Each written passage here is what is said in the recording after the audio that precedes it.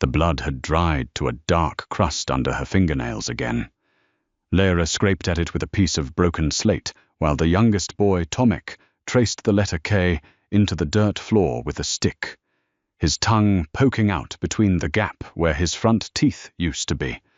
The chain around her left ankle clinked against the iron ring, bolted to the wall every time she leaned forward to correct his grip, and the sound had become so familiar that the children no longer flinched at it. They had learned, as children do, to normalize what should never be normal. She bit into the pad of her thumb. Not deep. Just enough for the red to well up like a slow spring.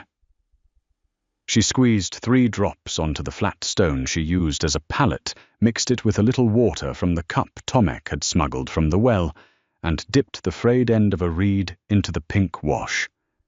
"This is how you make the letter M," she said, painting it onto a strip of birch bark, 2 mountains with a valley between them.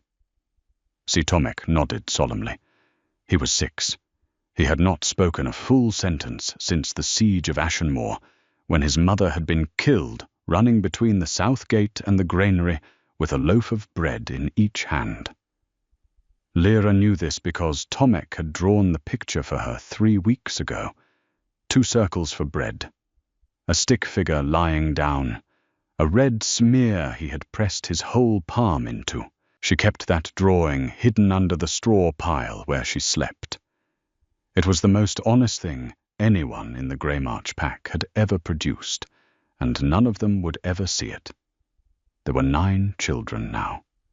9 war orphans who came to her corner of the supply cellar whenever the guards changed shifts, which happened twice a day, at dawn and at dusk. The gap between the old guard leaving and the new guard arriving lasted exactly as long as it took to smoke a hand-rolled cigarette, because that is what Corporal Hennis did every evening before descending the stairs to check on her chain. She had timed it. 11 minutes. Sometimes 12 if the tobacco was damp. 11 minutes to teach a child to read. It was not enough.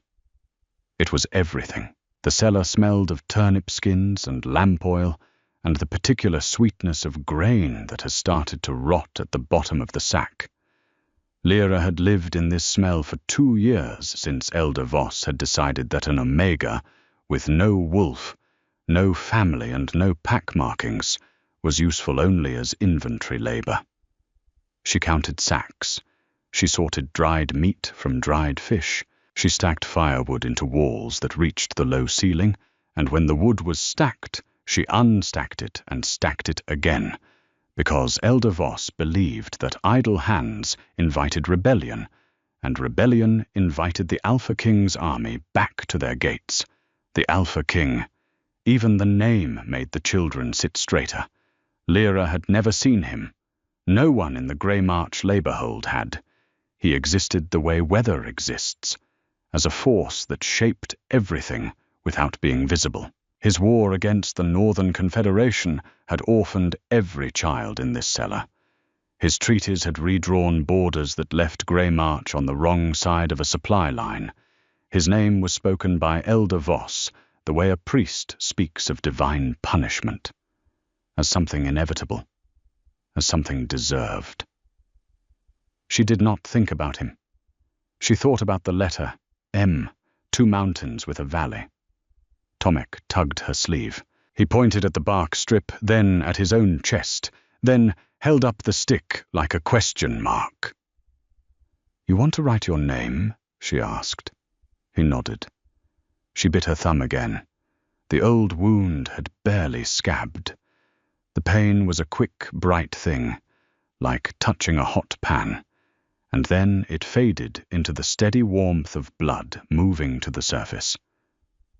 She painted Tomek onto a fresh piece of bark, slowly letting him watch each stroke. He took the reed from her hand and copied the letters into the dirt. His T leaned badly to the left. His O was more of a potato. But the letters were there, and he stared at them with an expression she had seen only once before on the face of a woman in her old pack who had just given birth and was looking at the baby as if confirming that it was real. "That is you," Lyra said quietly. "Those marks on the ground. That is your name. No one can take it." Tomek pressed his hand flat over the letters covering them, protecting them. Then he looked up at her and did something he had not done in the 5 months she had known him. He smiled. The cellar door banged open. Lyra swept her arm across the dirt, smearing the letters into nothing. The children scattered like startled birds, disappearing behind sacks and woodpiles, with a practiced silence that broke her heart every time she witnessed it. Tomek was the fastest. He was through the gap behind the grain stack before the first boot hit the top stair. Corporal Hennis descended slowly. He was a thin man with a neck like a turkey and a habit of cracking his knuckles one at a time, pinky to thumb left hand, then right. He did this now, standing over her, the lantern he carried, throwing his shadow across the wall so that it looked like something with wings. "Talking to yourself again?" he said. "Counting sacks," she replied. Her voice was flat and careful, the voice of someone who has learned exactly how much personality a captive is allowed to have. Hennis grunted.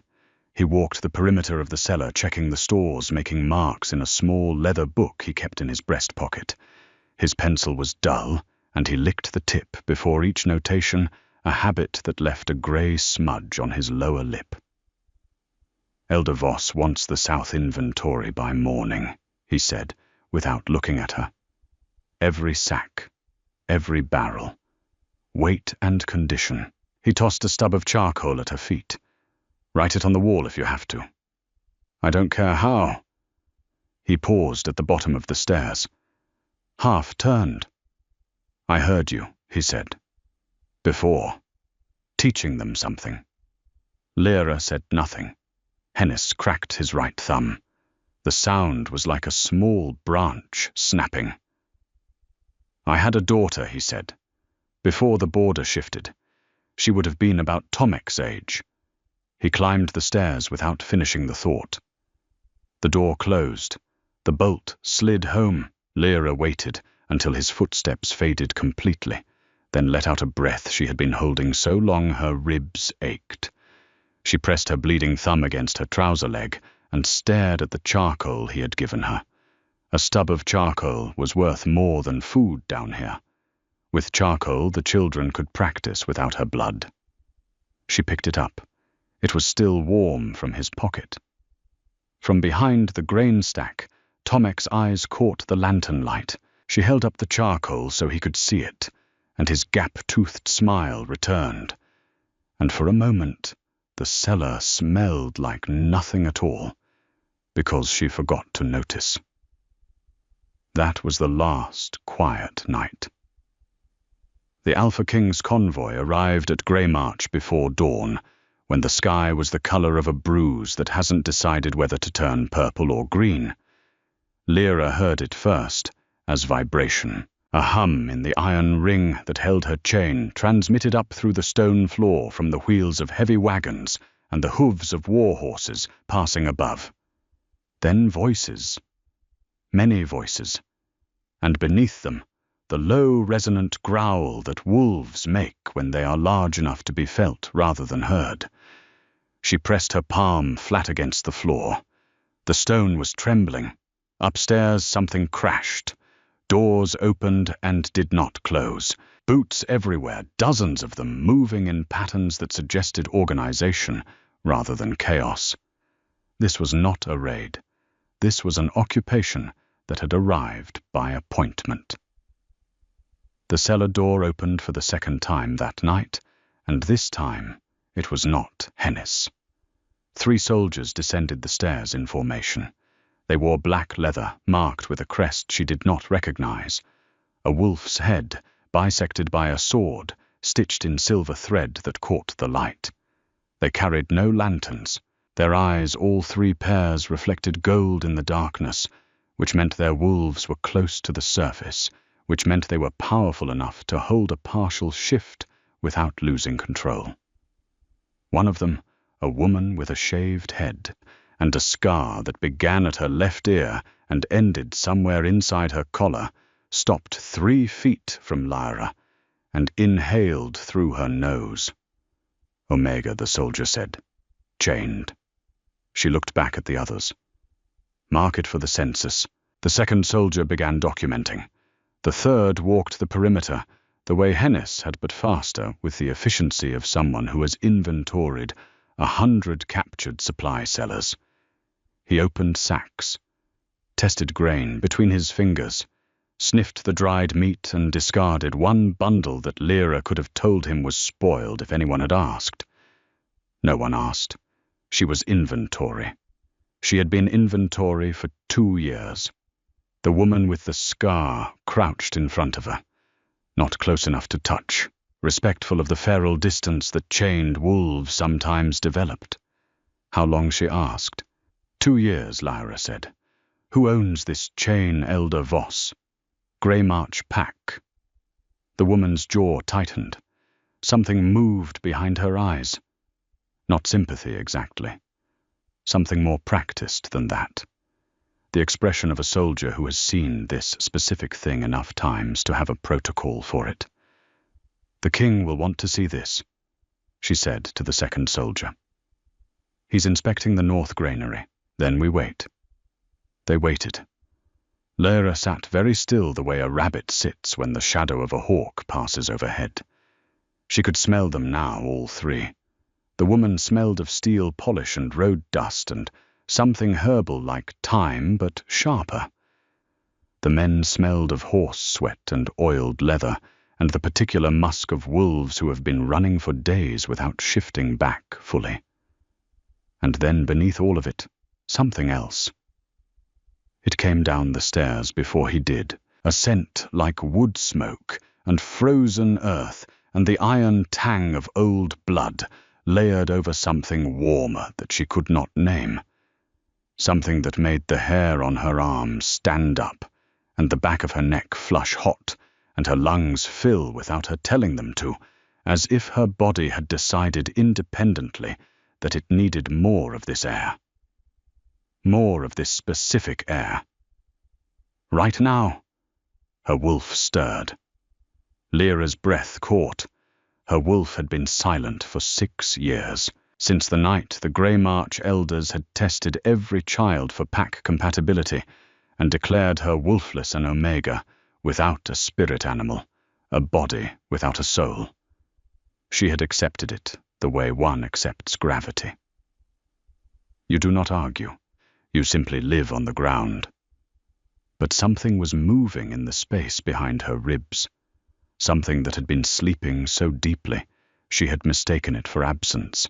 It pressed against the walls of her chest like a fist unclenching, and she felt heat spread through her blood, actual physical heat, as if someone had poured warm water into her veins. She looked at the stairs. He filled the doorway the way a storm fills a window. He had to angle his shoulders to descend, and even then his head nearly brushed the ceiling.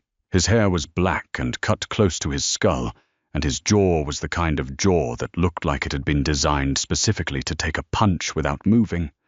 His eyes were amber, not gold like his soldiers', but darker. The color of pine resin when you hold it up to firelight. He wore no crown. He did not need one. The air around him had a weight to it, a density, as if the molecules themselves were standing at attention. Alpha King, Kyle Dranthis, warlord of the 6 Peaks, conqueror of the Northern Confederation, the man who had redrawn the map of the continent with blood and treaty ink. He stopped at the bottom of the stairs. He inhaled, and something happened to his face.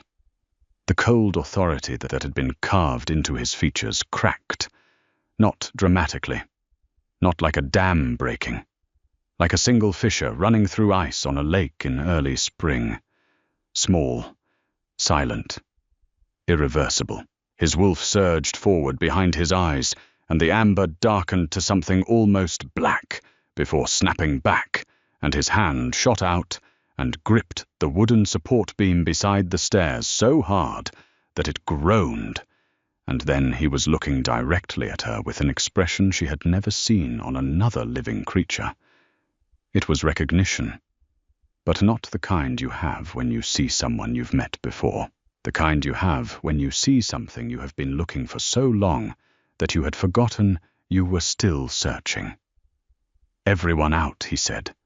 His voice was deep and rough, like gravel being dragged across stone. The 3 soldiers moved immediately.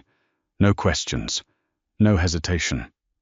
The woman with the scar passed him on the stairs and did not look back. The cellar was empty except for the 2 of them, and the smell of turnip skins and lamp oil, and the one smell that was drowning everything else: wood smoke and frozen earth and blood.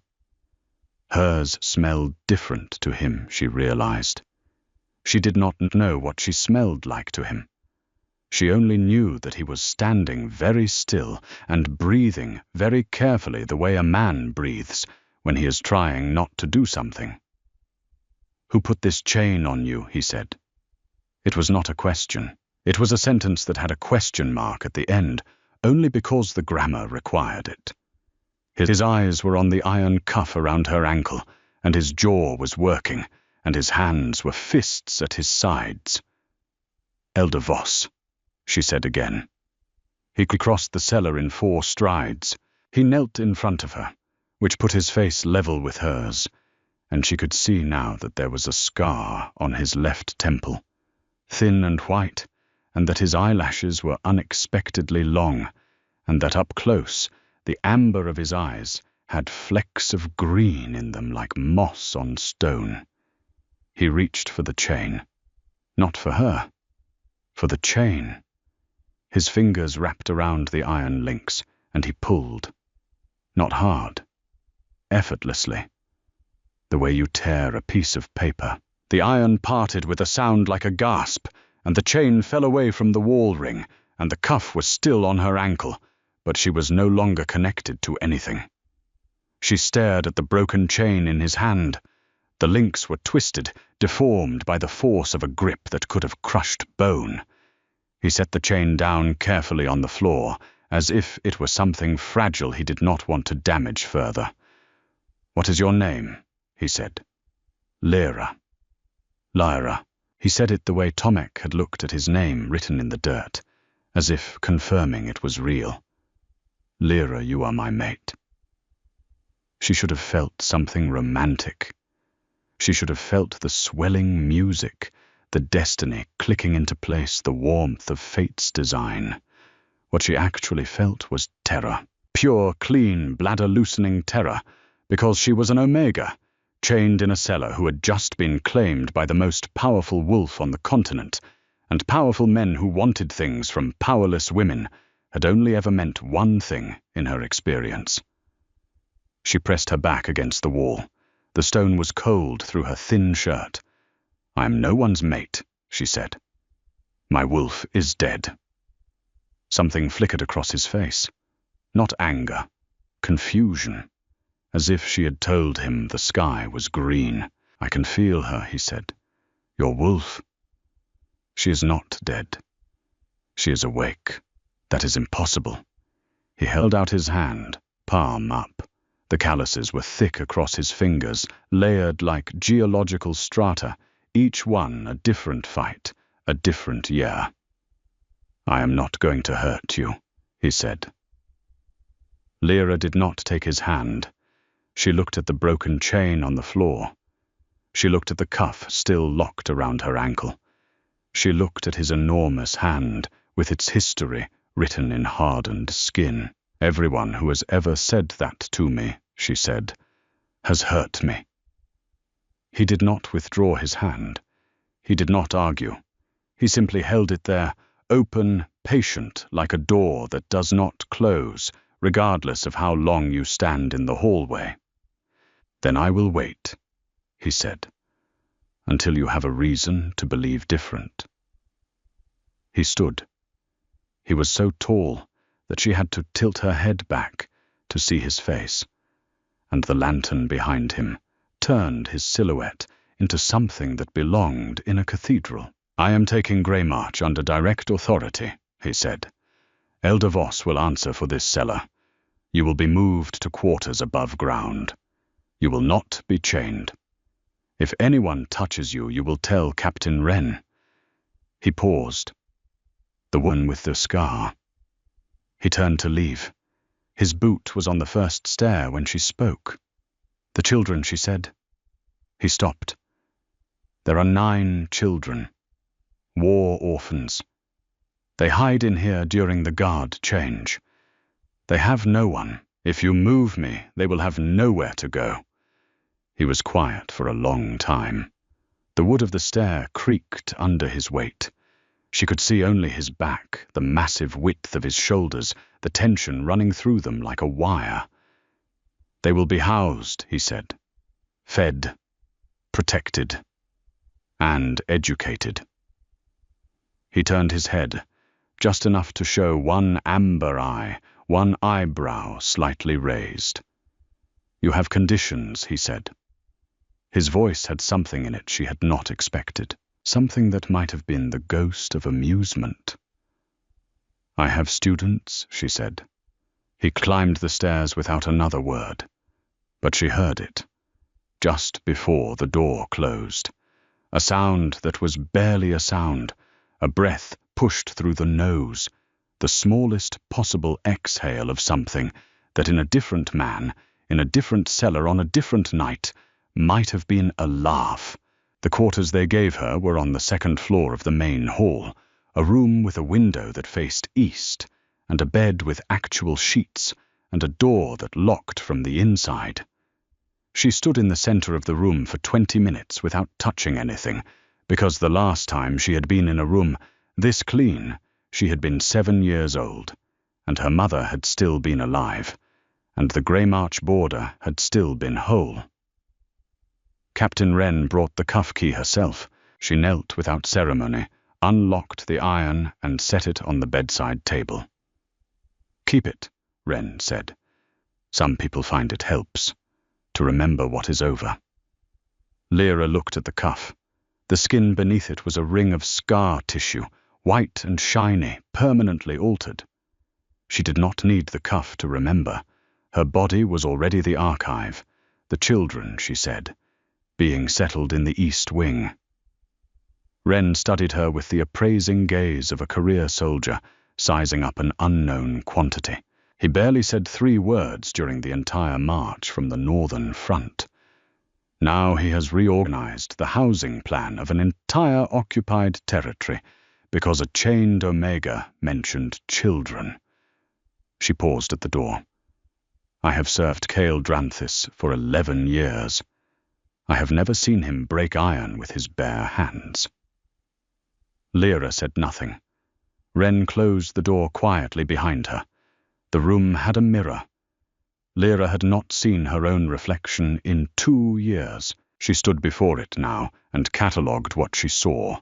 Thin, the bones of her clavicle visible like scaffolding under skin. Hair that had been dark brown was dull and matted, hanging past her shoulders in ropes that would need to be cut before they could be combed. The scar on her right forearm, where Elder Voss's beta had pressed a hot iron 2 winters ago when she miscounted the barley sacks. The scar on her left palm, where she had cut herself on a broken crate in the dark. The dozens of small scars on her fingertips and thumbs, where she had opened her own skin to make ink for children who had no other teacher and no other tools. Her eyes were grey. She had forgotten that. She slept for 14 hours.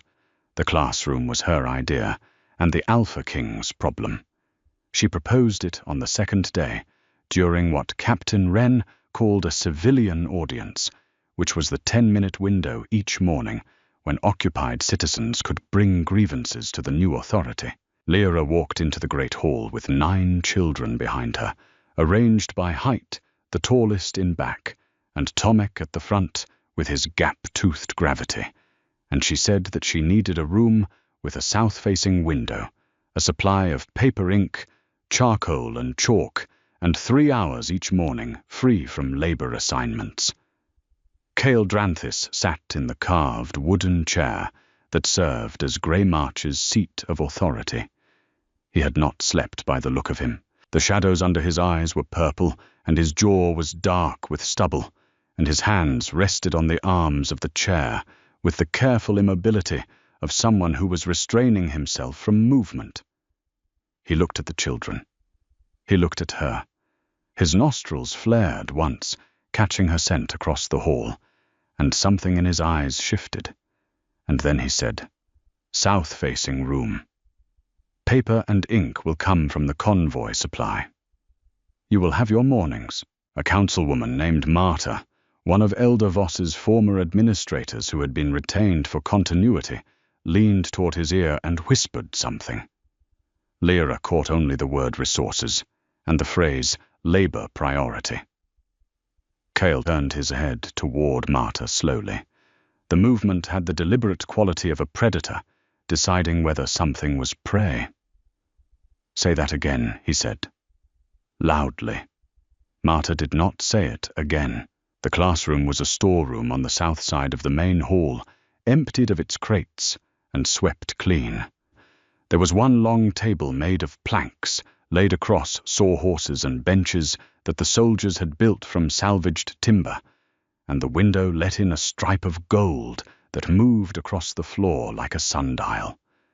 Lyra stood at the front with real ink for the first time in 2 years, and felt the particular vertigo of having what you need after a long period of needing. She taught them letters first, then words, then sentences. She used a method she had developed in the cellar, born of limitation and adapted now to abundance. Each child had a name card, a strip of paper with their name written in clear black letters, and the first thing they learned to read was themselves. Their own names. The shapes of their own identities rendered visible and permanent. Tomek carried his name card everywhere. In his pocket during meals. Under his pillow at night. He still did not speak, but he traced the letters with his finger so often that the ink began to wear thin, and Lyra made him a second card and then a third. She did not see the Alpha King for 4 days after the audience. She heard him.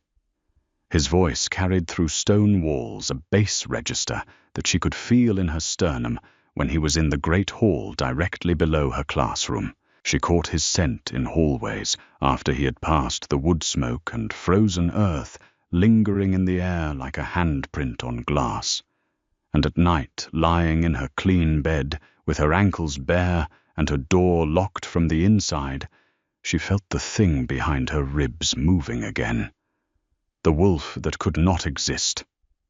Pressing outward, reaching toward something. She pressed her hand against her chest and told it to be still. It was not still. On the 5th day, he came to the classroom. Not announced, not ceremonial.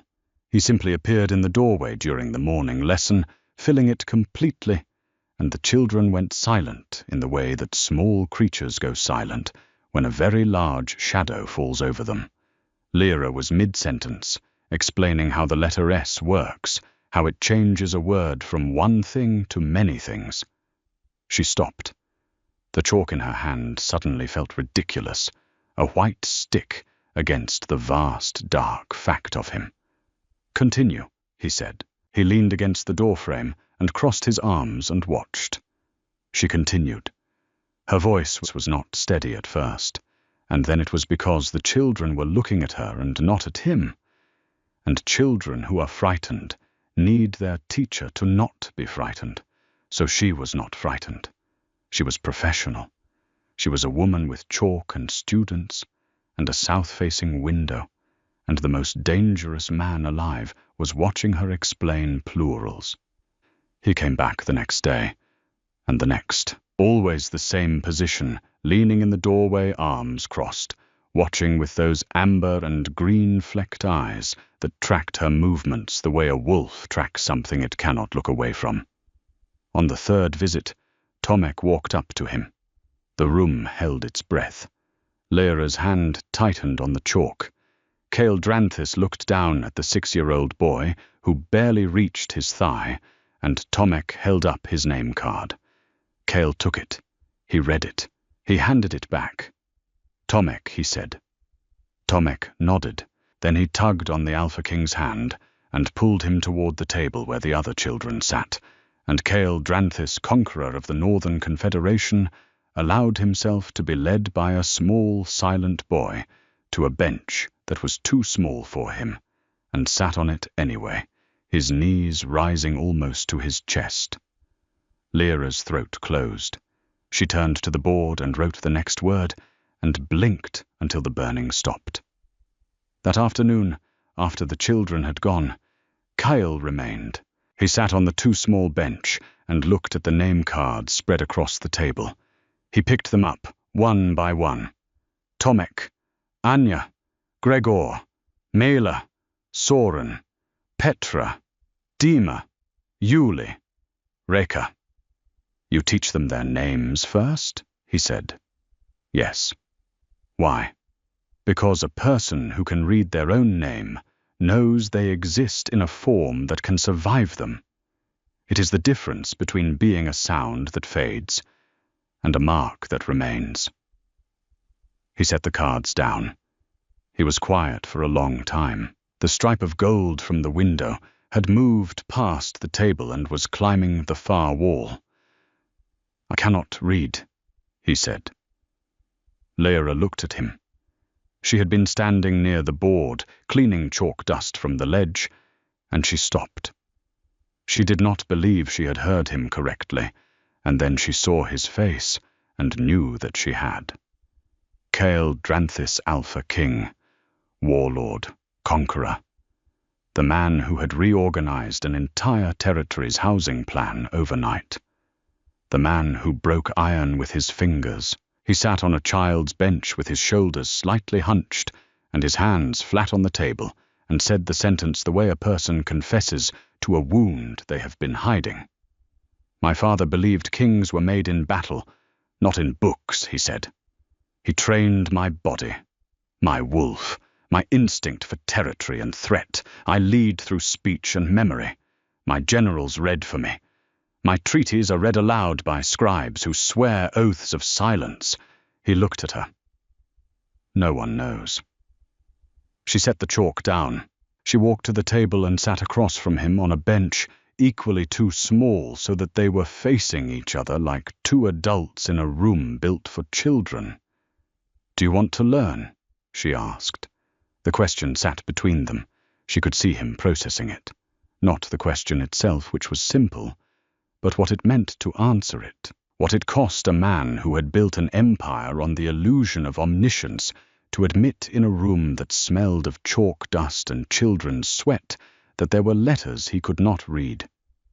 "Yes," he said. She took a fresh strip of paper. She dipped her pen in the ink. She wrote 5 letters slowly and clearly, the way she wrote for Tomek, the way she wrote for every child who was seeing their own name for the first time. C.A. Watuduel. She turned the paper to face him. "This is you," she said. He stared at the letters. His face did something complicated, something that moved through several expressions without settling on any of them. And his hand came up, and his finger, the same finger that had broken iron chain links, touched the paper so gently that it did not crease. "Again," he said. "Show me again." She showed him again. They worked for an hour, just the letters of his name. She showed him how C curves like a hand cupping water, how A rises to a peak like a mountain with a bridge across its middle, how E has 3 shelves, how L stands upright and reaches out like a person extending a hand. He practiced on a separate sheet, his grip on the pen. Terrible, his letters enormous, taking up the entire width of the paper. His hand was too large for the pen, and the calluses made his grip uneven, and the letters looked like they had been written during an earthquake. He held up the paper. 4 letters, barely legible, his name. Something in his eyes was very bright and very carefully controlled. Tomorrow, he said. Tomorrow, she agreed. He stood. He folded the paper twice, precisely, and put it in the breast pocket of his coat, over his heart. He did not acknowledge this gesture, and neither did she, but they both knew where the paper was, and they both knew what it meant to carry your own name against your chest when you have never seen it written before. He went to the door. He paused. Lyra. Yes, thank you. It was the first time he had said her name since the cellar. It sounded different now. Less like a discovery and more like a familiar thing, like a word he had been practicing in private. He left. She sat in the empty classroom and listened to his footsteps recede and pressed her hand against her chest, where her wolf was turning in circles, restless and warm like a dog settling before a fire. The lessons continued. Every afternoon after the children left, Kyle sat at the too-small bench and learned to read. Lyra taught him the way she taught the children, with patience and specificity, and the understanding that literacy is not knowledge, but power, the power to exist independently of anyone who might choose to lie to you. He was not a quick learner. His mind worked in spatial patterns, in tactical dimensions, in the geometry of territory and threat. Letters were flat. They did not move. They required a kind of stillness that was foreign to a body built for action.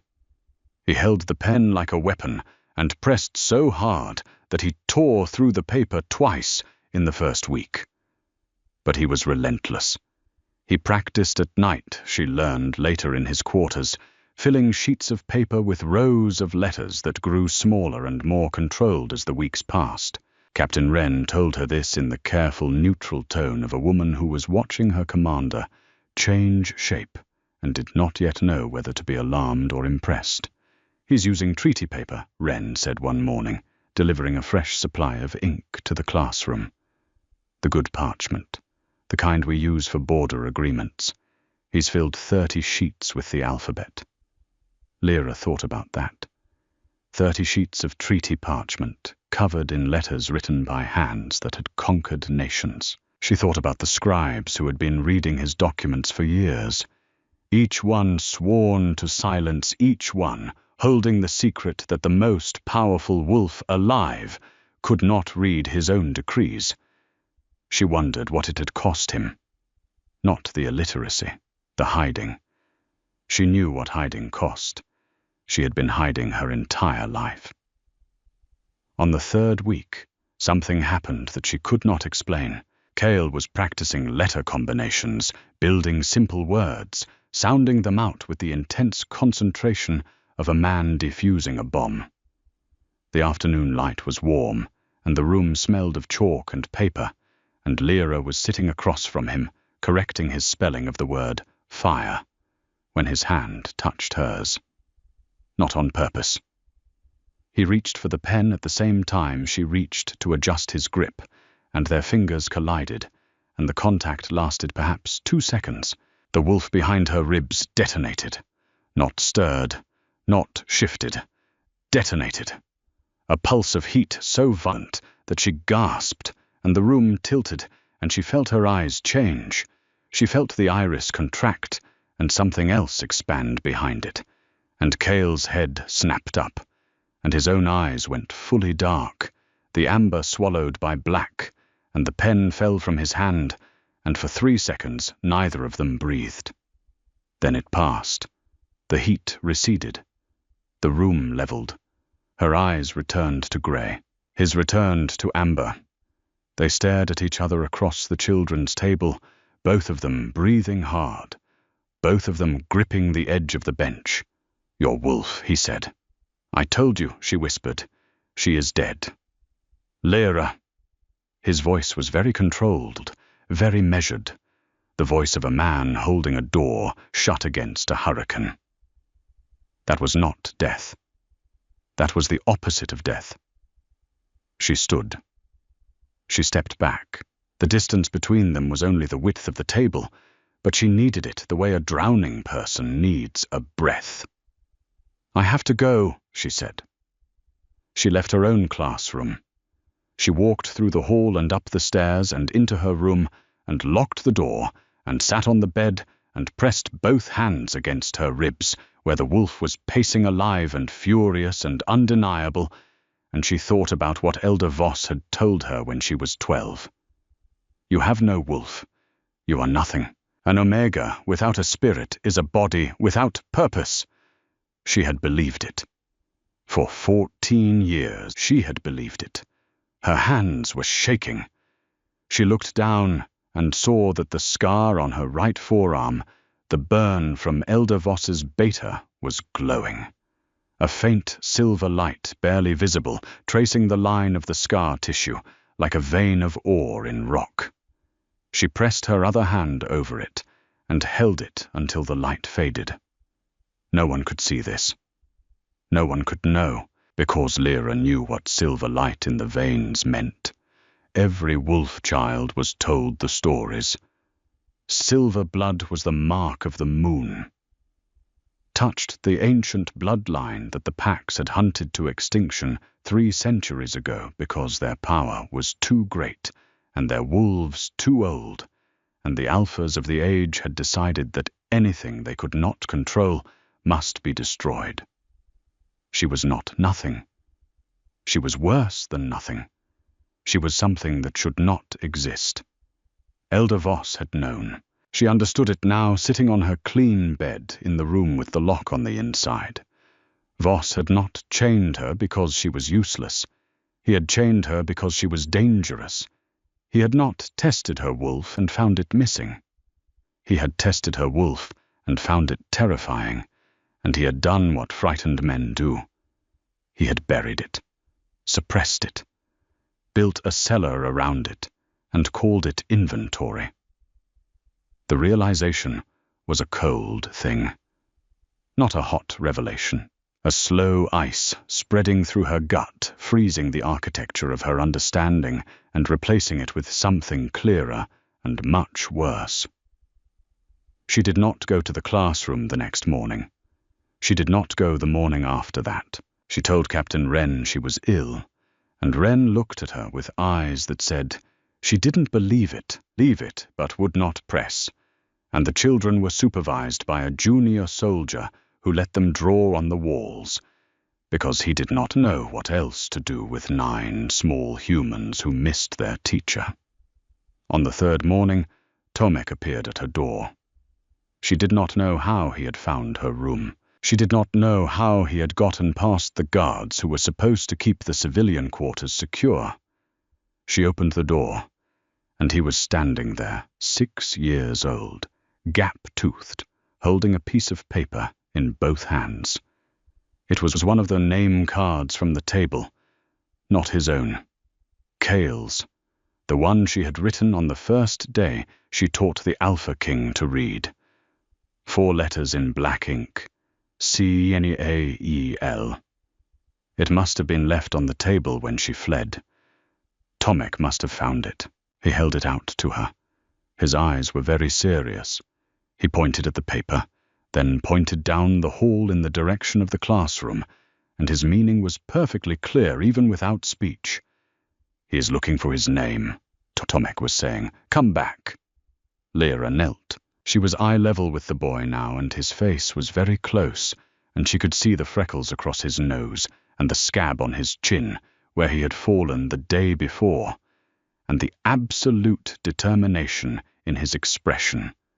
The determination of a child who has learned that names matter because his teacher taught him that, and who will not allow his teacher to forget it. She took the paper. She went back. The classroom was empty when she arrived.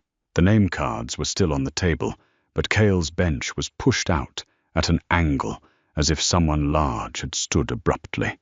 She set his name card in the center of the table and began preparing the day's lesson, and when the children arrived, they rushed at her in a wave of small arms and unwashed hair, and one of them, Anya, who was 8 and bossy, and reminded Lyra of a terrier, said firmly, "We drew on the walls because Soldier Pavel said we could, but we know we are not supposed to." "You can draw on the walls," Lyra said, "as long as you label your drawings." The children cheered. Anya immediately began writing labels with the authority of a museum curator. Cale did not come that afternoon. He did not come the next day. On the fourth day, Captain Wren entered the classroom after the children left, stood at attention for precisely 2 seconds, and then abandoned protocol entirely and sat down on the adult-sized chair that someone had brought for Lyra. "He has not slept," Wren said. "He has not eaten a full meal. He is running the occupation from a state of controlled collapse, and his wolf is so close to the surface that I can see it in his shadow." She looked at Lyra directly. "What happened between you two?" "Nothing." Wren's scar moved when she raised her eyebrow. It gave the expression a quality of skepticism that was almost architectural. "His wolf is destroying him from the inside. Your wolf, whatever you think about it, is apparently responding. I can smell the silver on you from 10 feet away, and if I can smell it, so can others." She leaned forward. "Whatever you are hiding, he is not your enemy." Lyra stacked the name cards. She straightened the chalk. She performed the small rituals of a teacher closing a classroom and said nothing because there was nothing to say that was not a confession. That night she went to the roof. The main hall of Greymarch had a flat roof that was used for grain drying in summer and nothing in winter. It was cold up there, the wind cutting through her clothes with the precision of a blade, and the sky was clear in the way that only mountain skies are clear. Every star a point of white fire in black glass. Cale was already there. He stood at the edge, facing the northern mountains, and the wind was pressing his shirt against the muscles of his back, and the moonlight was turning his skin the color of old silver. He did not turn when she approached. But his shoulders changed. Some tension left them, and some tension arrived, and the combination was a kind of a tension that she could feel like heat from a furnace. She stood beside him. Not close, 3 feet of cold air between them.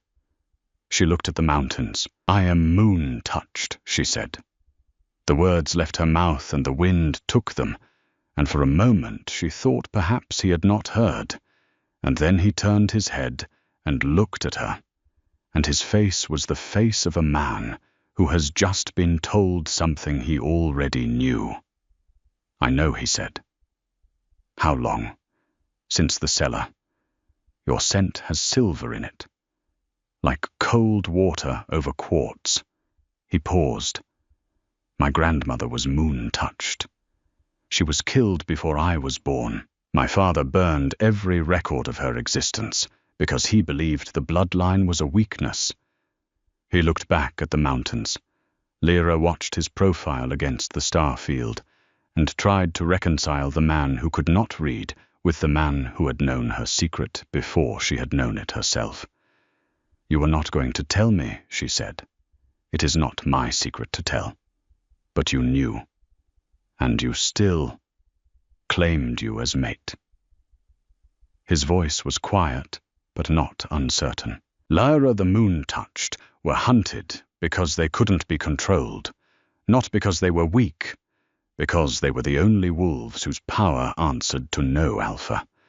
He turned to face her fully, and his eyes in the moonlight were not amber, but silver, reflecting the moon, reflecting her. "You are the most dangerous thing in this territory, including me." She stared at him. The wind pushed her hair across her face, and she did not move it because her hands were shaking again, and she did not want him to see. "And that does not frighten you," she said. Something crossed his face. Something vulnerable and private. Something she suspected very few people had ever witnessed. He reached into his coat pocket and pulled out a folded piece of paper. The same paper. The one she had written on the first day. C-A-E-L. He had been carrying it this whole time. "You gave me my name," he said. "Why would I fear the person who taught me I had one?" The wolf behind her ribs stopped pacing. It settled. It lay down. Not in submission, in rest, in the particular peace of an animal that has finally found the place where it belongs. Lyra closed the 3 feet of cold air. She took the paper from his hand. She turned it over, and in the moonlight, using the pen she always carried now in her pocket, she wrote a second name below his. A. Both of them, she said. Both names. He looked at the paper. Both names together. And his hand, the hand that broke iron, came up and touched her face with a gentleness so precise it felt like mathematics. His thumb traced the line of her cheekbone as if he were learning the shape of a letter. She let him. The world did not end. The mountains did not move. The stars continued their indifferent burning. But the wind shifted direction, and for a moment the roof of Greymarch smelled of wood smoke and chalk and silver and cold earth, and 2 wolves who had been alone for the entire duration of their separate lives stood together in that particular cold and that particular dark, and were for the first time not alone. They did not kiss. It was not time, but they stood on that roof until the moon set, and the stars dimmed, and the sky began its slow turn toward grey, and when they went inside, they went to separate rooms, and the paper with both names stayed in his pocket, and the wolf behind her ribs slept soundly for the first time in 14 years. Elder Voss arrived under guard on the 7th week. Cale had summoned him. Not from prison. Voss had not been imprisoned.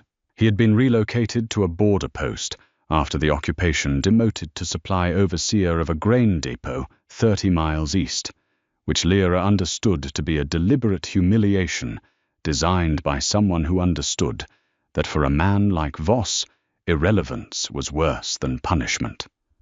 But the supply seller demanded a reckoning, and the chain demanded a reckoning. And Kyle Dranthis, whatever his patience with literacy and children and mates who needed time, was not a patient man when it came to justice. Voss walked into the great hall between 2 soldiers. He was smaller than Lyra remembered, thinner. The hair that had been iron grey was now white at the temples, and his hands, which had signed the order to chain her, trembled slightly at his sides. He wore the plain wool coat of a depot overseer, and he smelled of grain dust and the particular sour exhaustion of a man whose authority has been amputated. He saw Lyra, standing to the left of the Alpha King's chair, not behind it, not kneeling, standing. His eyes tracked from her face to the empty space where the chain had been, and back up, and something passed through his expression that was not fear exactly, but the recognition of an equation that had been solved incorrectly. He looked at Cale, then back at her. "It woke up," he said. Not a question, a statement. Flat. Resigned. Almost conversational. The way a man who has been running from an avalanche stops running and turns to face it. "It," Kyle said. The word was cold enough to lower the temperature of the room. Her wolf. Voss did not look away from Lyra. "I tested her when she was 12. The standard pack compatibility assessment. When I touched her wrist to read her blood, the testing stone cracked. Not chipped. Split clean through. The last time that happened was 300 years ago." He paused. The elders burned that record. He straightened. His trembling hand steadied, and for a moment he was the man he had been before the occupation, the man who made decisions that ruined lives with the calm efficiency of a bookkeeper. I chained her because I was afraid, he said. His voice was clear, not defiant, not apologetic, factual. I was afraid of what she was, and I was afraid of what would come for her if anyone found out, and I decided that a living Omega in a cellar was better than a dead moon touched on a pyre. He looked at Cale. You may disagree with my method, but she is alive. 300 years of her bloodline are not, and I had something to do with why she is the exception. The hall was silent. The soldiers on either side of Voss didn't move. Cale's hands rested on the chair arms. Lyra felt the blood rushing in her ears. She had expected a monster. She had wanted a monster. Monsters are simple. Monsters you can hate without complexity, and hatred without complexity is a clean and comforting thing. Voss was not a monster. He was a frightened man who had made a terrible choice for a reason that was not entirely wrong, and the truth of that was more uncomfortable than any cruelty. Cale stood. The chair creaked with the release of his weight. He descended the 2 steps from the platform and walked to Voss and stood before him, and the difference in their size was the difference between a wall and the door in it. You kept her alive, Cale said. I acknowledge that. Voss exhaled. You chained her to a wall for 2 years, Cale continued. She slept on straw. She fed herself with table scraps. She taught children to read using her own blood because you would not give her ink. He paused. I do not acknowledge that. The sentence hung in the air. Voss's jaw tightened. He did not beg. He did not argue. Whatever else he was a man who understood the calculus of consequences. Cale did not kill him. Lyra had expected that too. The violent catharsis. The king destroying the villain before the cheering crowd. But Cale Dranthis she was learning a man who defied the shape of the stories people told about him. You will serve in the schoolroom, Cale said, under Lyra's direction. You will carry supplies, you will sharpen chalk, you will clean the boards. You will do this until she decides you have done it long enough. Voss stared. You chained her, Cale said. Now she holds your chain. The length of your sentence is hers to determine. He turned to Lyra. His face was unreadable, but his eyes were asking. She looked at Voss. The man who had tested her blood and found it terrifying and locked it in a cellar and called it mercy. The man who was not wrong about the danger and not right about the solution and not simple enough to be forgiven or condemned in a single moment. Start with sharpening the chalk, she said. The children go through it faster than you would believe. Something happened to Voss's face. Not relief, not gratitude, something older and stranger, the expression of a man who has been expecting execution and received instead a task so mundane that it recalibrates his understanding of what justice looks like. He nodded. He started the next morning. He was terrible at sharpening chalk. His hands shook and the sticks crumbled, and Anya told him firmly that he was doing it wrong and showed him the correct angle, demonstrating with the confidence of an 8-year-old who has opinions about everything. Voss watched the child's hands and adjusted his grip and said nothing, and Lyra watched from across the room and felt something she could not name, something that lived in the space between anger and its absence. The weeks passed. Cale's reading improved. He moved from letters to words to simple sentences, and the first complete sentence he read without help was one Lyra had written for Tomek's lesson, a sentence that said, "The sun comes back every morning." He read it aloud in the empty classroom, his voice rough with concentration, and when he finished he sat very still for a long time and then said, "Write another one." She wrote another one, and another, and another. She filled sheets with sentences for him to practice, and he filled sheets with his own attempts, and the treaty parchment became a landscape of shared language, his enormous handwriting crowding against her neat script, 2 voices on the same page. It was during one of these sessions that he found it. The children had been writing letters, not alphabet letters, actual letters. To people, to parents they remembered, to siblings they had lost, to the idea of a future they were slowly beginning to believe in. Lyra had started the exercise as a way to practice sentence construction, but it had become something else, something that made the classroom very quiet and very sacred in the late afternoon light. Tomek's letter was on the table. He had left it face down, which was unlike him. He usually carried his writing with him, but today he had placed it carefully on the table and walked out without looking back. And Lyra had not read it, because she did not read the children's letters unless they asked her to. Cale picked it up. He was practicing his reading, working through the stack of papers on the table, and Tomek's letter was in the stack, and he picked it up and began to sound out the words the way she had taught him, moving his lips slightly, his finger tracking beneath each line. She watched his face change. The color left it first. Then the stillness came. Not his usual stillness, which was the stillness of control. This was the stillness of a man who has been struck and has not yet felt the pain. Lyra, he said. His voice was strange, thin. She crossed the room and looked over his shoulder at Tomek's letter.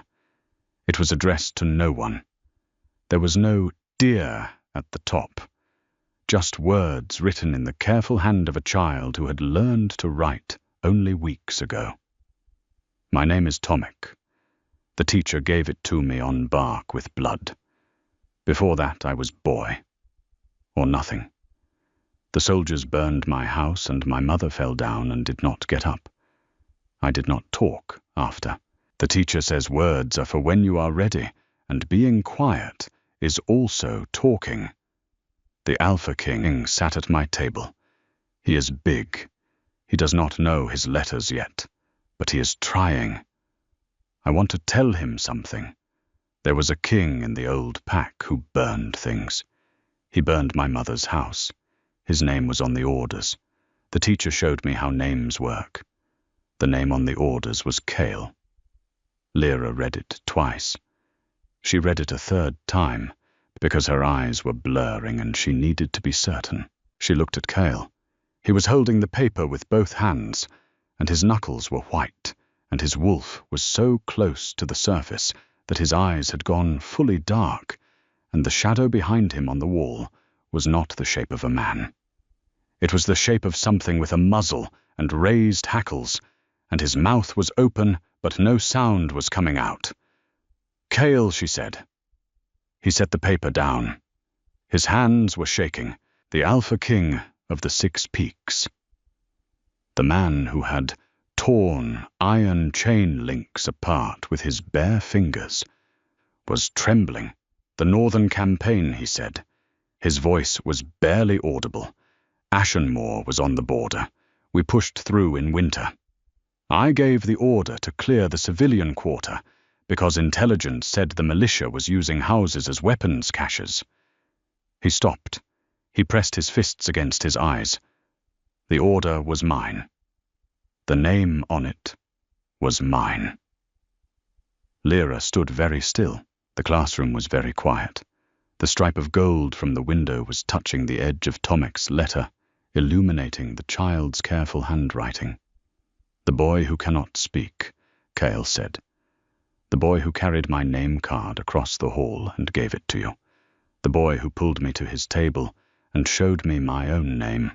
His mother is dead because I signed an order." "Yes," Lyra said. There was nothing else to say.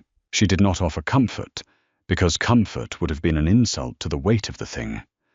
She did not offer absolution, because absolution was not hers to give. She stood beside him in the quiet of the classroom, while the gold stripe moved across Tomek's letter, and the Alpha King of the Six Peaks learned that a 6-year-old boy who could not speak had found his name on the document that killed his mother. For a long time, neither of them moved. Then Cale stood. He picked up the letter. He folded it carefully with the same precision he had used to fold the paper with his own name written on it, and he placed it in his breast pocket, next to the other paper, next to his name. He walked to the door. He stopped. "Does he know," he said, "that it was me?" "He learned to read," Lyra said quietly. "He found the records in the archive. Wren told me he was in there 3 days ago, looking at the military orders from the Northern Campaign." She paused. "He can't speak Cale, but he can read. And he chose to write you a letter instead of anything else." Cale put his hand on the doorframe. The wood creaked. "What do I do?" he said. It was the voice of a man who had conquered 6 territories and could not solve this. "You come to class tomorrow," Lyra said. "You sit at his table. You let him see you trying." He left. She listened to his footsteps, heavier than usual, slower the stride of a man carrying something that armor could not distribute. She picked up the chalk. She cleaned the board. She prepared tomorrow's lesson. These were the tasks that could be done, so she did them, and the ones that could not be done she left in the silence of the empty room, where they would keep until morning. Cale came to class the next day. He sat at Tomek's table. Not the adult bench, the child's bench, his knees against his chest again, his enormous frame folded into a space designed for someone a third his size. Tomek was already seated. He had his name card in front of him, and his chalk ready, and his face was turned toward the board with the expression of a child who is waiting for class to begin. Cale placed a sheet of paper on the table between them. Fresh paper. Good parchment. He picked up a piece of chalk, and in the slow, careful hand of a man who had only recently learned to write, he wrote 4 words. "I am sorry, Tomek." The classroom was so quiet that Lyra could hear the chalk dust settling. Tomek looked at the paper. He read the words. His lips moved silently, the way Cale's did when he was sounding out a sentence. He read them again. Then he picked up his own chalk, and beneath Cale's words wrote 3 of his own. "I know." "Sit down." Cale was already sitting, but Tomek meant something larger than the physical act, and everyone in the room understood it. And the other children went back to their work with the particular discretion of young humans who recognize that something important is happening at the next table, and that the polite thing to do is pretend it is not. Lyra taught the lesson. Her voice was steady. Her hands were steady. Behind her ribs the wolf was wide awake and warm and still, and the silver in her blood was humming at a frequency that she could feel in her teeth, and she thought this is what power is supposed to be. Not the breaking of chains, not the conquering of territories. This. A child who lost his mother, writing 3 words to the man who signed the order. A king who cannot read, reading them. After class, she went to the roof. Cale was there. Of course he was. He was sitting this time, his back against the low parapet, his legs extended across the stone.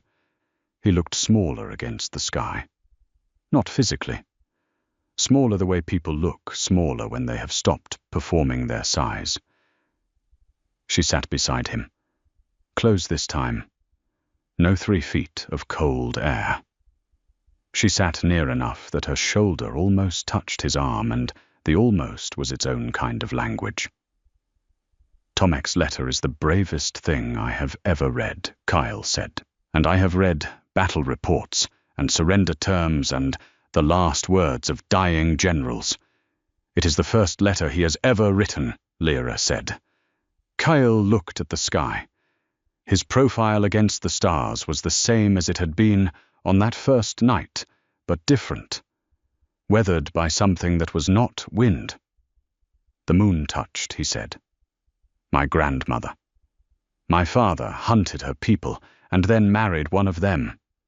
He kept a wolf suppressed with iron root. Do you know what that is?" "Yes," Lyra said. She knew. Iron root grew in the northern mountains. When ingested, it dampened the wolf spirit, made it sleep, made it seem dead. She felt cold. She looked at him.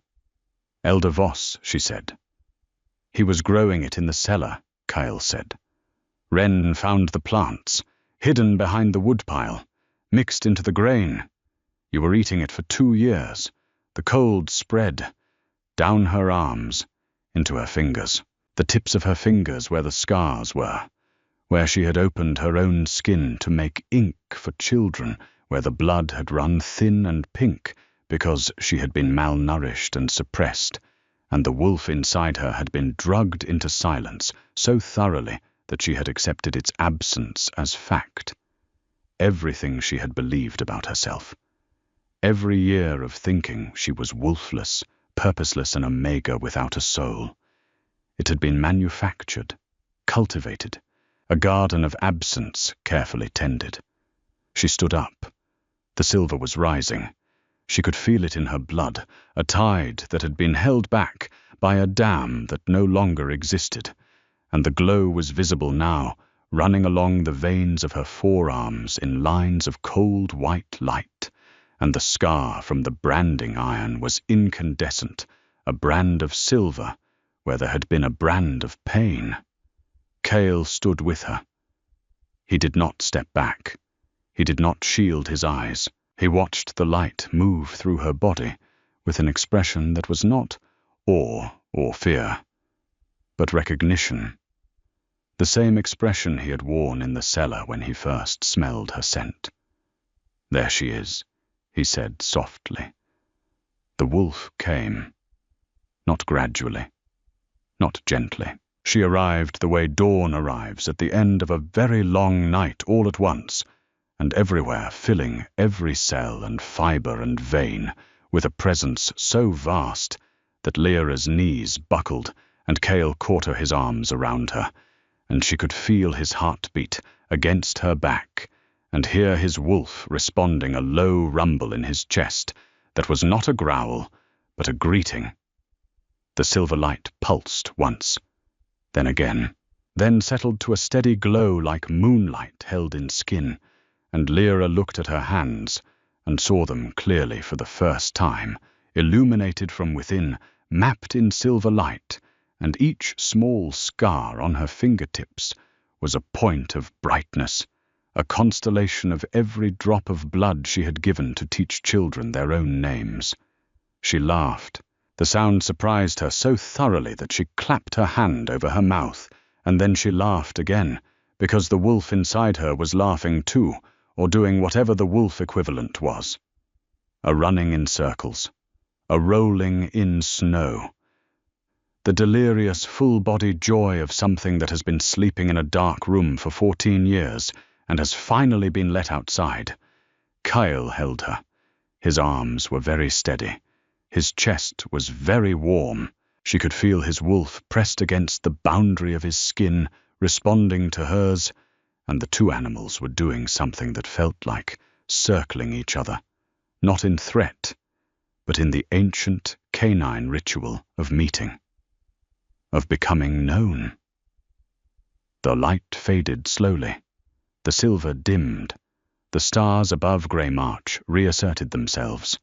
Lyra stood in the circle of the Alpha King's arms and breathed and felt for the first time in her adult life the full weight and breadth and depth of what she was.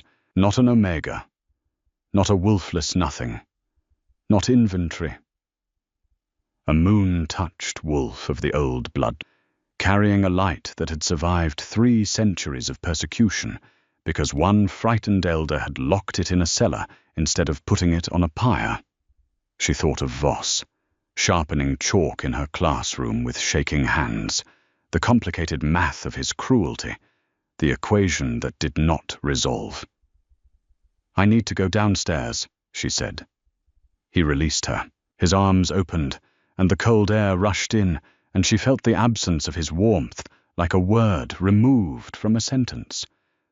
She went to the schoolroom. She lit the lamp. She sat at her desk, and she wrote in the careful, clear hand she used for teaching a single page. It was not a lesson plan. It was not a letter. It was a list. The names of every moon-touched wolf who had been killed during the purge, as far as she could remember, from the stories her mother had told her before her mother died. The names were incomplete. Many were missing. But she wrote what she knew, and when she was done, she folded the page and placed it in the stack of tomorrow's teaching materials. The children would learn these names, not as history, as reading practice. Because a name is a name is a name, and every one of them deserves to be read aloud by a voice that is learning what words can do. The crisis came in week 11. A delegation from the Western Pax arrived unannounced. 4 alphas, their retinues, and a woman named Celine, who wore white silk in the middle of a supply territory and smelled of jasmine oil and political ambition. She was Captain Wren, explained the daughter of the Western High Alpha, and she had been promised to Cael Dranthis as part of a treaty negotiation that had begun before the occupation of Greymarch, before Lyra. Selene was beautiful in the way that weapons are beautiful.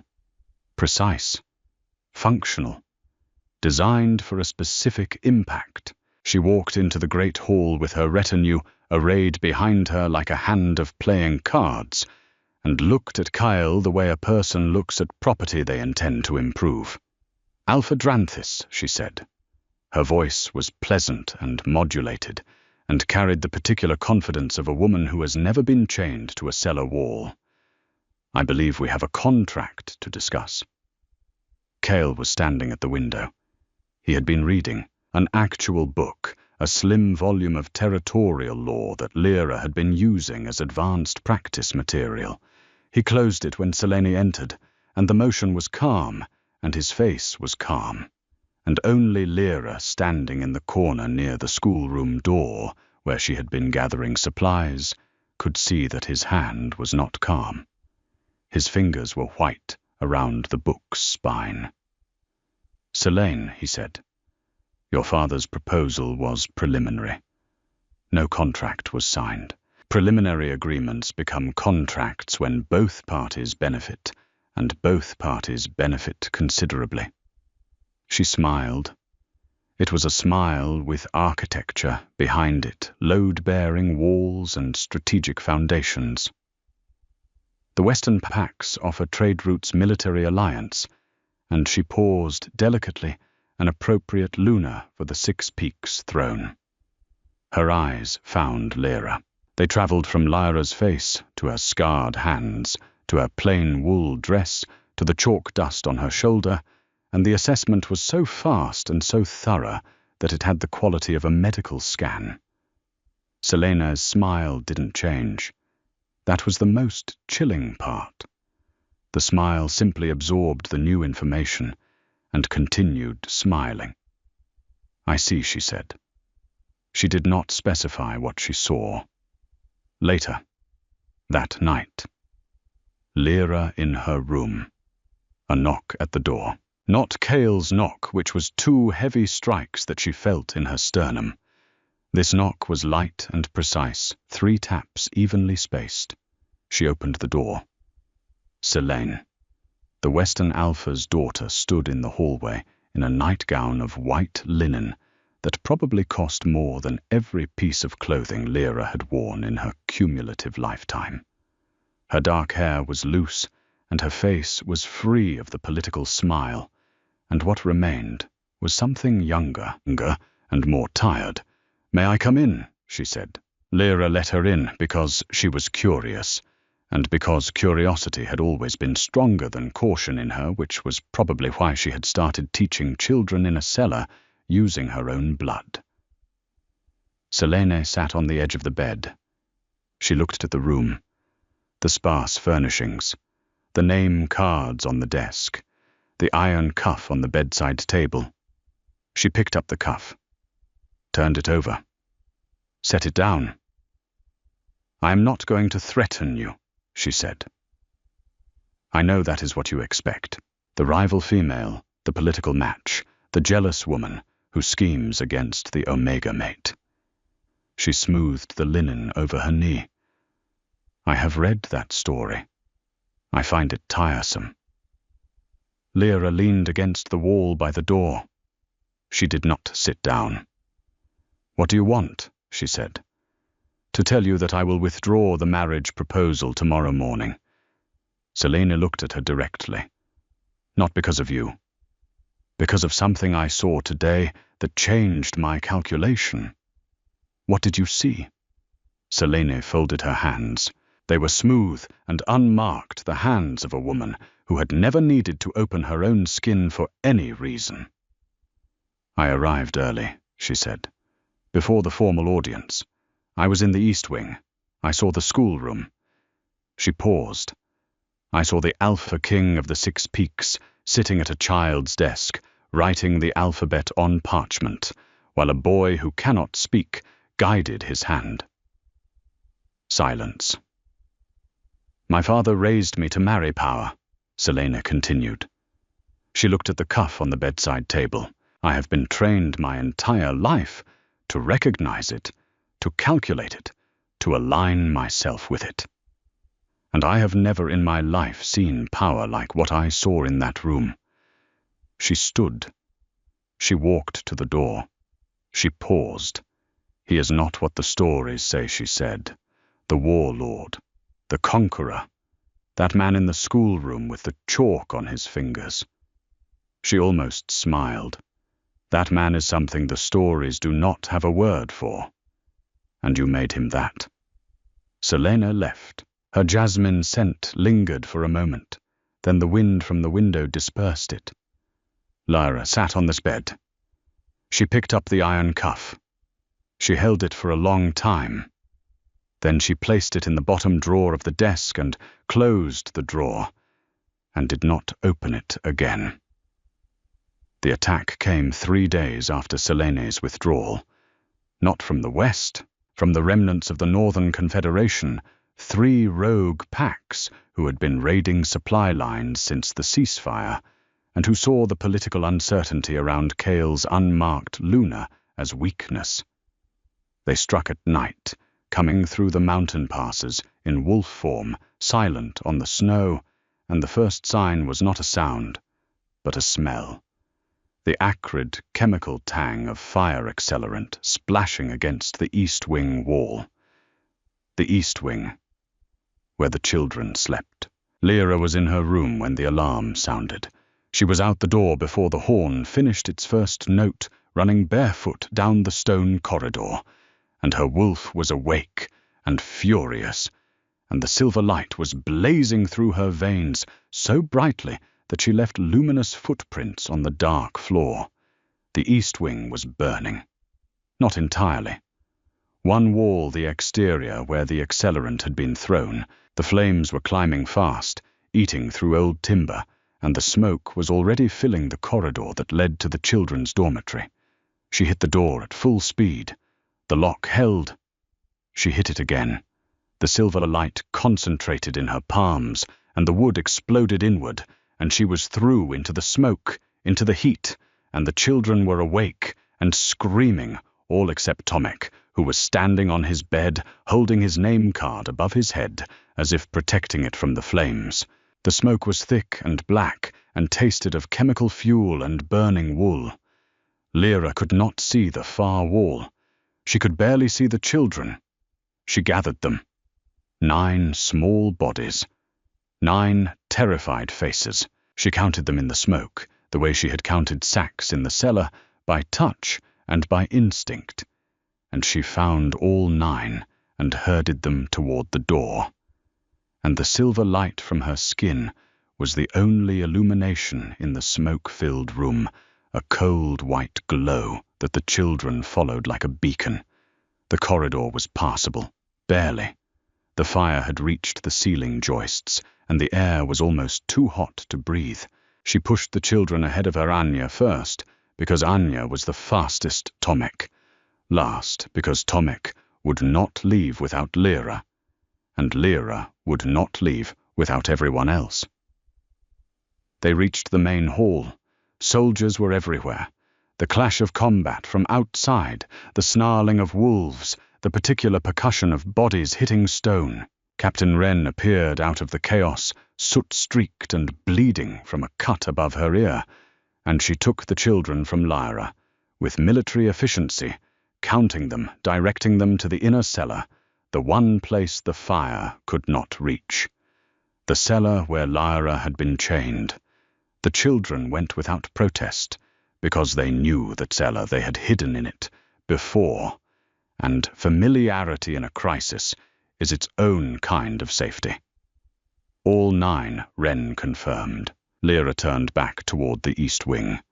"Where are you going?" Wren shouted. "The records," Lyra said. "The teaching materials. The name cards." Wren grabbed her arm. "Lyra, if the names burn," Lyra said, "then the children have nothing. They have no proof that they were ever taught to read, that they ever learned their own names, that any of this happened. I am not letting that burn." She pulled free.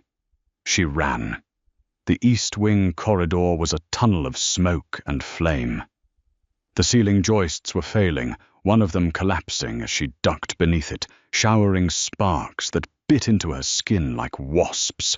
The heat was a physical force pressing against her, and the silver light was responding to it, growing brighter, pushing outward, and she realized that her wolf was not just awake. Her wolf was fighting the fire. The silver light expanded. It poured from her skin in a wave that met the flames, and the flames recoiled, not extinguished, but pushed back, held at bay.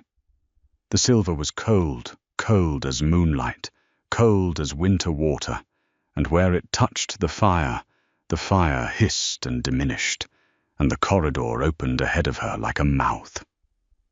She reached the classroom.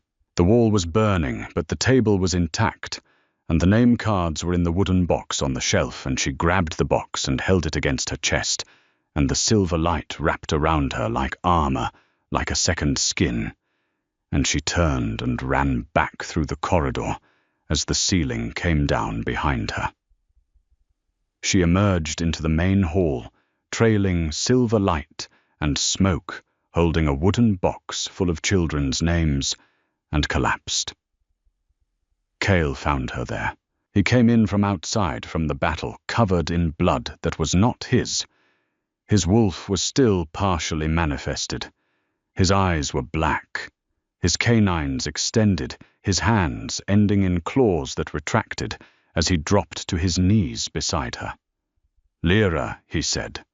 Her name in his mouth was not calm this time. It was a sound that a man makes when he has just watched a building burn with someone he cannot lose inside it. "The box," she said. Her voice was raw from smoke. Her lungs felt like they had been scrubbed with sand. She held up the wooden box. "The name cards." He looked at the box. He looked at her.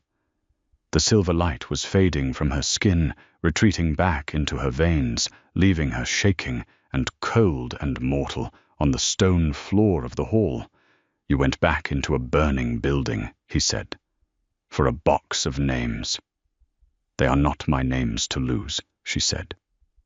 Something broke in him. She saw it happen.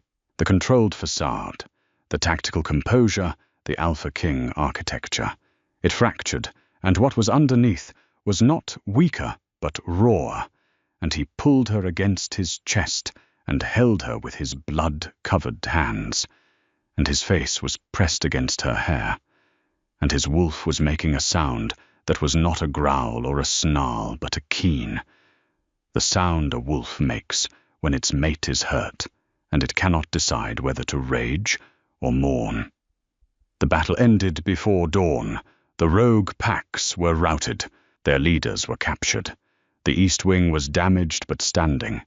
No children were harmed. Kyle carried Lyra to her room. She protested. He did not acknowledge the protest. He set her on the bed with a gentleness that contradicted every part of his appearance, which was currently that of a man who had just fought a war in close quarters, and he sat on the floor beside her bed with his back against the wall. And he stayed there while the healer treated her smoke-burnt lungs, and the dawn crept through the window. She reached down and put her hand on his shoulder. He pressed his face against her wrist and breathed. They stayed like that for a long time, his breath on her wrist, her hand on his shoulder, the wooden box of name cards on the pillow beside her head. When the healer left, and the room was quiet, and the light through the window was the soft grey of early morning, Kyle said, without lifting his face from her wrist, "I want to mark you. I want every wolf on this continent to know you are mine, and I am yours, and this bond is permanent and unbreakable. And I am asking Laura. I am asking." She looked at the top of his head, his dark hair, the scar on his temple, the blood drying on his skin that was not his and never would be. She thought about the cellar, the chain, the iron root in the grain, the years of believing she was nothing, the wolf sleeping in the dark. She thought about Tomek writing, "I know, sit down."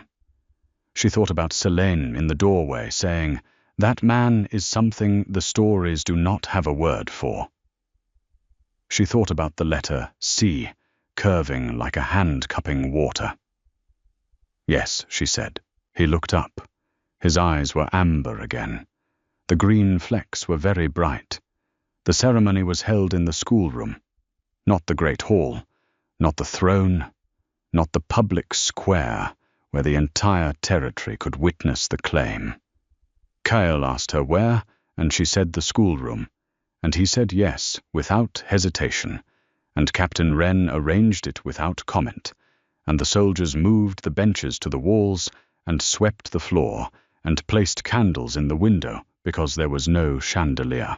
The children were there, all 9, freshly washed, freshly dressed in clothes that actually fit for the first time since the occupation. Anya had insisted on making flower crowns from the dried herbs in the supply room, and the result was 9 children wearing crowns of rosemary and dried lavender. And the smell in the classroom was chalk and dried flowers, and the warm wood and ink scent of a room where people learn things. Voss was there, standing in the back. His hands were steady today. Lyra had told him he could attend, and the expression on his face when she told him was the most complicated thing she had ever seen on a human face. He held a freshly sharpened piece of chalk in his hand, as if he had forgotten to put it down. Kale stood at the front of the classroom, in the space where Lyra usually stood to teach, and he was wearing the same coat he always wore, and his hair was combed for possibly the first time since Lyra had known him, and his hands were clean, and in his breast pocket were 2 folded pieces of paper. His name and hers. Lyra walked to him through a corridor of rosemary-crowned children, and her wolf was calm, luminous, a silver warmth beneath her skin that made the candlelight unnecessary. He took her hand, his calloused fingers against her scarred ones, the hands of a conqueror holding the hands of a teacher, and both sets of hands had done terrible and beautiful things, and neither set was clean, and neither set was ashamed. The marking was ancient, his mouth on the curve of her neck where the pulse lived close to the surface, and the bite was sharp and deep, and lit every nerve in her body like a fuse. The bond sealed with a sound that was not audible, but felt a sub-frequency that rattled the chalk dust off the boards and made the candle flames lean toward each other. She marked him back. This was not traditional. Omegas do not mark alphas. Moon-touched wolves do not mark anyone.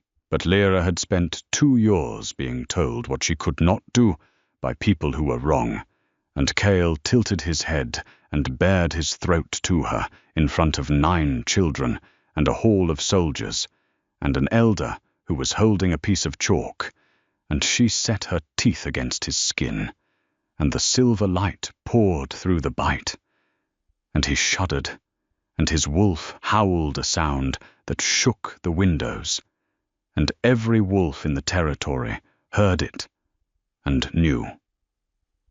Tomek watched from the front row. His name card was in his hand. His face was serious and bright. When the howl faded, he opened his mouth. He spoke, a single word, the first word he had spoken in over a year. His voice was small and rough and rusted from disuse, and it cracked on the second syllable, and it was the most beautiful sound in the room. "Teacher," he said. Lyra looked at him. Her eyes were silver. Her neck was bleeding where the mark would scar, and the scar would be beautiful, and the scar would be hers. "Yes, Tomek," she said. He held up his name card. He pointed at the letters, then at himself, the same gesture he had made in the cellar a lifetime ago. "Can I write a new letter now?" he said. His voice was halting. Each word cost him something.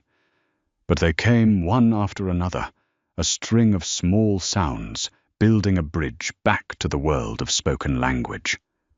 Lyra knelt. She was at his eye level again, the way she had been in the cellar, the way she always made sure to be when a child needed to be seen entirely. "You can write anything you want," she said. Tomek nodded. He looked at Cale, who was standing behind Lyra, bleeding from the neck, silver light still fading from the bite, the Alpha King of the 6 Peaks marked by a moon-touched omega in a schoolroom full of rosemary-crowned orphans. Tomek held up the name card one more time, but this time he turned it around, and on the back, in his own careful handwriting, he had written something new. Not his name, not a letter, a sentence. The first sentence he had composed entirely on his own. It said, "Names do not burn." Cale read it, silently, moving his lips, the way he always did. Then he looked at Lyra, and she looked at him, and the classroom smelled of chalk and rosemary and silver and candle wax, and on the board behind them, in Lyra's clear teaching hand, was the alphabet, and in the margin, in Cale's enormous shaky scrawl, was his name, and below it hers, and below that Tomek's, and below that every name of every child and every moon-touched wolf she could remember. And the candles were burning down to their bases, and outside the window the mountains of Greymarch were turning gold with a sunrise that did not care about any of them, but arrived anyway, as it always does, indifferent and reliable and warm.